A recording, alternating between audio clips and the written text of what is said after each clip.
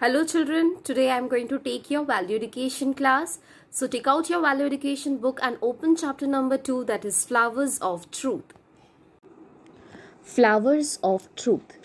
Every friendship is built on trust, and trust comes from honesty. If we find out that a friend tells lie or cheats, we may not be able to trust the friend again.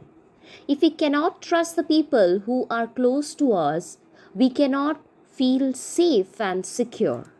Sometimes we may feel like telling a lie to escape from a difficult moment, but it makes us feel unhappy later. We should be strong and say no to dishonesty always. An honest person always speaks the truth. Now we shall start with the story Flowers of Truth. Long ago, there lived a great and powerful king. He loved his people and ruled wisely. The people admired and respected him. The king had no children, and as he grew older, he wanted to choose his heir. The person who sits on the throne should be honest and true, thought the king.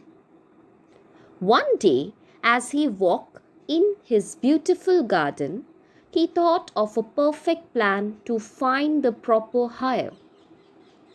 Soon the king's messengers were spreading the news throughout the kingdom.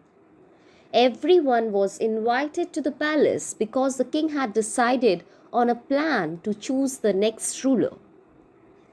Thousands of people, old and young, rich and poor, crowded into the palace grounds. A simple young girl called Serena was standing and gazing in wonder at the grand palace and the king. So, till this much you have understood? So, in this story, we find that a king is there who loves his people and even he is ruling his country wisely. But now he is growing old, so he wanted to he wanted to choose one higher. The person who will sit on his throne should have to be honest and true. So one day, what he did, as he was walking in his garden, he thought of a perfect plan to choose his hire. Soon the king's messenger was spreading the news throughout his kingdom. Everyone was coming because they were invited, and because the king had decided on a plan to choose the next ruler. Thousands of people gathered over there. Some are rich, some are young. But simple girl called Serena was there, who was standing and gazing in wonder at the grand palace and the king. Next, the king spoke, "You all my loyal subject, one among you will rule the kingdom. After my death," he turned and called to one of the courtiers who brought a bag to the king. The king said, "Take these seeds home with you and sow them in a pot. Next year, on this very day, bring your pots to the palace and show me what you have grown. Then shall announce the name of their heir." The king spoke, you are all my loyal subject. One among you will rule the kingdom after my death." He turned and called to one of the courtiers who brought the bag to the king. The king said, "Take these seeds home with you and sow them in a pot. Next year, on this very day, bring your pots to the palace and show me what you have grown. Then I shall announce the name of the heir." Serena took the seeds she was given and went home. She sowed them in the best pot she could find. She made sure the soil was rich. She watered the pot every day. 6 weeks later, there was not a single plant to be seen.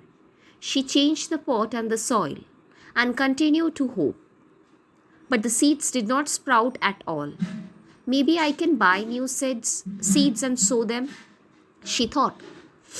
She felt tempted to do this whenever she looked at her empty pot. But she did not, because she knew it would be dishonest. At the end of the year, on this day fixed by the king, Serena sadly took her empty flower pot to the palace. She was surprised when she saw that all the other people had brought potted plants with beautiful flowers of every shade and size. Everyone laughed at Serena and her flowerless pot. She felt very sad as she turned to go home. At this moment, she heard the king's voice. "Stop, little girl. What is your name?" Serena told him her name, wondering where she was in some kind of trouble. The king smiled at her. He said the others, "You see, this was a test. I gave a roasted seeds to everyone last year. Those seeds could never have sprouted into plants." He smiled at Serena and announced, "Serena shall be my successor. Now I know that she is the most honest person in the kingdom. So she is going to rule it." This is the story of how Queen Serena came to rule the kingdom. This is a folk tale from Norway. Complete the following sentence. Number 1. One day the king walked in his beautiful garden. He thought of a perfect plan to find the proper hire. Number 2. Everyone was invited to the palace because the king had decided on a plan to choose the next ruler. Number 3. Serena did not buy new seeds to sow because she knew it would be dishonest. Number 4. Everyone laughed at Serena and her flowerless pot.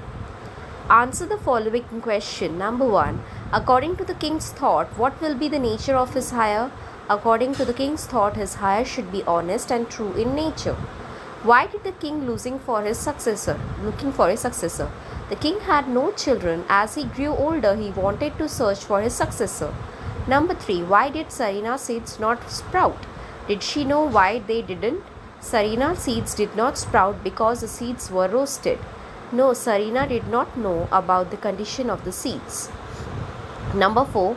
How did the king know that Serena was the only honest person? The king gave roasted seeds to everyone, yet they all came up with a flowery plant, except Serena. Hence, the king identified the honesty of Serena. Number 5. Why did the king choose Serena as his successor? Serena was the most honest person in the kingdom, so the king chose her as his successor. Number 6. What is the moral of the story? The moral of the story is honesty is the best policy.